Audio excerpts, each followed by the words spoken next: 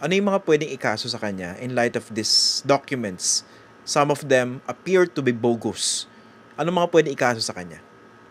Well, falsification of public documents is pretty obvious, di ba? Kasi by its nature, sinasubmit mo as part of an official certification of how you utilize funds. Public document yun. So, falsification, di ba? Di ba? Making ano tawag dito, untruthful narrative in a statement of facts. Okay, yun yung official terminology dyan. Pwede ring perjury kung under oath yung execution ng ano, and I assume kung certification yan, malamang under oath yung paggawa. So, yun. And then obviously malversation. Kasi kung public funds, ang first rule ay pwede mo lang gamitin para sa mga officially sanctioned na mga purposes. Ibig sabihin, bawat pondo sa gobyerno merong batas na nagsasabi kung saan dapat gastusin yan. Kung gamitin mo sa iba, di ba? Gamitin mo sa ibang bagay at lalabas halimbawa yon, binigay sa mga tao na non-existent, di ba? So hindi alam kung saan talaga nagpunta. Malversation yon of public funds. So iba pang krimen yon. So madami mga options dito na pwedeng masampa. Kung lalabas na mayroong pambinulsa, halimbawa, peking resibo para pagtakpan yung fact na actually binulsa lang yung pera. Depende sa halaga. Ngayon, kung ano ba yung amount dito, 125 million, pwedeng plunder, di ba? Depende kung mapapatunayan na actually binulsa na ito, meron ng corruption na involved dito at nag-i-exceed ng 50 million yung amount involved. So, madaming mga possible options dito depending kung ano pa yung mga lalabas na mga detalyeng sa mga darating na araw. So yun yung criminal liability, possible criminal liability ng Vice President. Pero puntahan natin itong issue ng impeachment.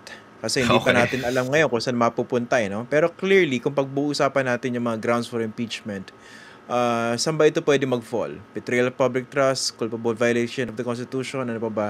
Graft and corruption, other high crimes, and treason, di ba? Saan siya pwede bumagsak itong confidential fund?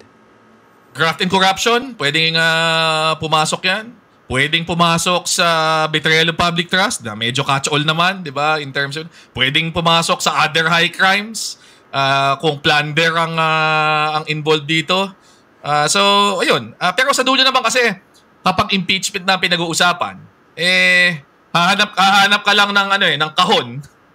Doon mo ipapasok yung mga specific allegations na pipiliin mo at magdi-decide whether tamang kahon ba yun o hindi o yung kahon ba na yun ay dapat iakyat sa Senado ay ang boto ng House of Representatives. Diba? So at this stage, regardless of yung basis, kung makakakuha yun ng boto ng at least 1/3 of yung kanilang mga membro, may elevate yun to the Senate for trial, and at the Senate level, kung mag-a-agree sa'yo ang 16 out of the 23 ngayon ng mga senador, di convicted and, di ba, removed from office tsaka disqualified from holding any other public position. Alam ko iba may mga agam-agam dito, no? Dito sa possible impeachment ng Vice President. For the record sa mga kababayan natin, hindi pa po siya impeached. Meron pa lang pong 2 impeachment complaints na isinampalaban sa kanya at meron pa raw pangatlo.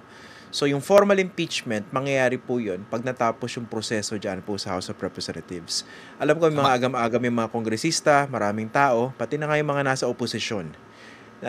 Parang hindi lahat naka-buy-in doon sa idea of impeaching the Vice President. Mamingiti ka, parang alam mo yung context na sinasabi ko. Hindi ko nakakaintindihan tayo. Ikaw ba, Attorney Barry? Anong opinion mo rito? Ang personal stand mo? Ako kasi gusto kong tingnan siya hindi in the context ng political situation. Kasi feeling ko yung apprehensions ng ibang tao nilalagay sa context ng complete, yung buong sitwasyon pampolitikal, yung dynamics between yung Marcos at Duterte, etc. Paano lalagay dito, etc. Ano yung Ako kasi, siguro dahil abogado ako, simple ako pag-isip diba? Yung bang ginawa niya, sa tingin ko, enough na yon para ma-consider natin na unfit na siya for office. Para sa akin kasi yun ang ultimate basis for impeachment. Regardless of yung pipiliin mong kahon under the Constitution, ano yung specific charge, ano yung articles of impeachment na gagamitin mo. Ang basic question na kailangan mong tanungin, ito bang taong to may ginawa na sa tingin natin ay hindi na siya dapat hindi na siya dapat maupo sa opisinang yan dahil napatunayan na niya na hindi siya fit for that office. At in this case, given everything, di ba? Lahat ng pinagdaanan,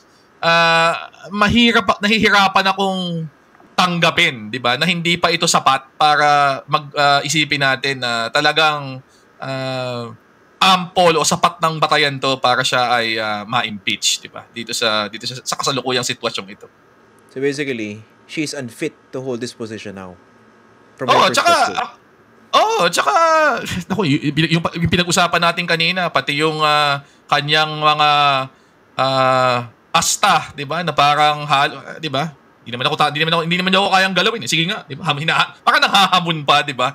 Yung ayaw mag-participate, ayaw mag-coordinate, ayaw sumagot ng kahit ano. Parang ang dating beyond any accountability siya dahil malakas siya or kung ano man.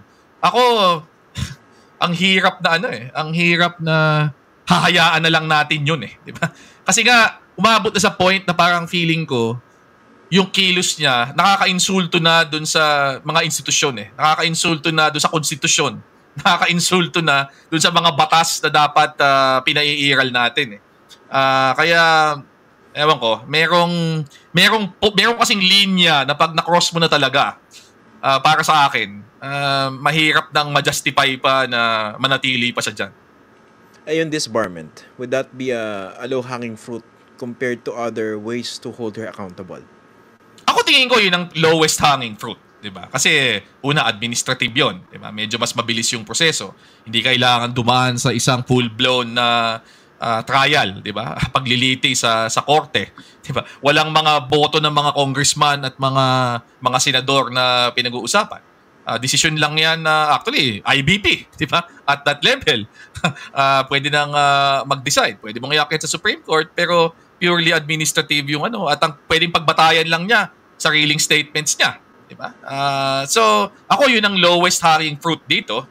Hindi ko lang alam kung ano ng situation because obviously ngayong na-file na, covered yan by a certain level of confidentiality at maririnig na lang natin ang resulta niyan kapag lumabas na yung desisyon ng mga kinauukulan. Tsaka for the information of everyone, nagsampa ng disbarment recently against the Vice President, Larry Gadon. Imagine. Expert sa disbarment. Di ba? If Larry Gadon thinks you should be disbarred, there must be something really wrong with you. Yun na nga, di ba? Di ba?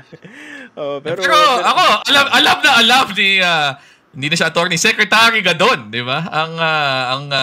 Ang proseso diyan, di ba? Kasi dumaan siya diyan Nakausap ko siya recently Sabi ko, di ba na-disbar yan dahil sa kanyang pagbe-beast mode, di ba? Yung kabastusan din niya against pero yung kasi Supreme Court Raisa Robles. Raisa Robles, pero to dumiretso rin siya sa Supreme Court, di ba? Gusto niya yung motu proprio yung Supreme Court daw kumilos.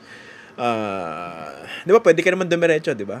Bilang isang private complainant. So dumiretso siya sa Supreme Court. Nung natanong ko siya, ang sabi niya, mas malala raw yung ginawang beast mode ni VP kaysa rin sa beast mode na ginawa niya kay Raisa Robles. Sabi, sa isip-isip ko, sobrang tindi ko, mas matindi pa rin sa ginawa niya, di ba?